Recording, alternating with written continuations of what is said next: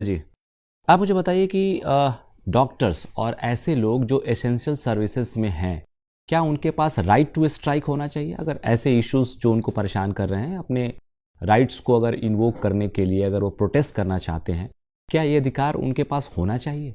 Sir, right to strike की बजाय मैं कहूँगी कि right to express their complaints, एक पीसफुल जो राइट है वो सारे प्रोफेशन में होना चाहिए। लेकिन जो इमरजेंसी सिचुएशन है उस प्रोफेशन की, वो उस कंडीशन में हैम्पर नहीं होनी चाहिए। एक इंडिपेंडेंट रिपोर्ट के हवाले से मैं कोट कर रहा हूँ कि कई बार ऐसा देखा गया है कि right to protest in a peaceful manner, लेकिन एसेंशियल सर्विसेज होने के कारण बहुत सारे लोग हैं जो उस नेट से बाहर चले जाते हैं। अगर आधे घंटे के लिए भी चले जाते हैं तो उनका उनके हेल्थ पे प्रभाव पड़ता है। इमरजेंसी सिचुएशन ही नहीं, नॉर्मल कोर्स में, जैसे कि किसी को अभी तुरंत दिखाना है, डायबिटीज़ का पेशेंट है और वो इसलिए नहीं दिखा पा रहा है क्योंकि डॉक्टर ऑन स्ट्राइक है।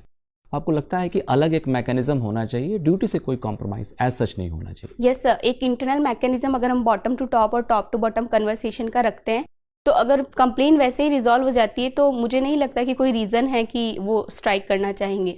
ठीक है, मुझे ये बताइए कि इंडिया में जहाँ तक फूड इन्फ्लेशन का सवाल है, क्यों ऐसा कहा जाता है, जो एक्सपर्ट्स हैं इन्फ्लेशन को समझने वाले या फिर जो आर्थिक मामलों के विशेषज्ञ हैं, वो ये बताते हैं कि मांस और डेयरी उत्पादों के उपयोग में अगर कमी आ जाए तो फूड इन्फ्लेशन सब्सटैंशियली डाउन हो जाता है।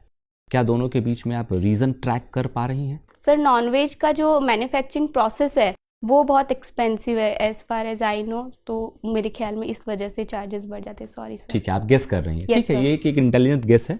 चलिए कोई बात नहीं। मुझे ये बताइए कि जैसे आपने पढ़ा होगा micro, small and medium enterprises होते हैं, तो ऐसे इंटरप्राइजेस में in terms of investment in machine और टर्नओवर के माध्यम से आप डिस्टिंग्विश कीजिए कि किसे हम माइक्रो कहेंगे, किसे स्मॉल कहेंगे, किसे मीडियम कहेंगे।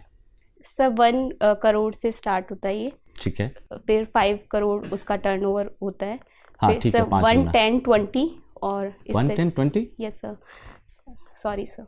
ठीक है, पूरा नहीं पता आपको, चलिए कोई बात नहीं। मुझे ये बताइए कि आपने ये पढ़ा है कि भारत में किसे हम इकोनॉमिक ऑफेंडर्स कहते हैं, कौन होते हैं? सर, इकोनॉमिक ऑफेंडर्स वो लोग जो डेट अपना रिटर्न नहीं, अगर उन्होंने किसी तरीके का लोन लिया हुआ है और वो उसकी पर्टिकुलर ठीक है, टाइम लोन लिमिट पे में। डिफॉल्ट करने वाले को हम yes sir, economic economic offender कह ऑफेंडर। सकते हैं। आप मुझे बताइए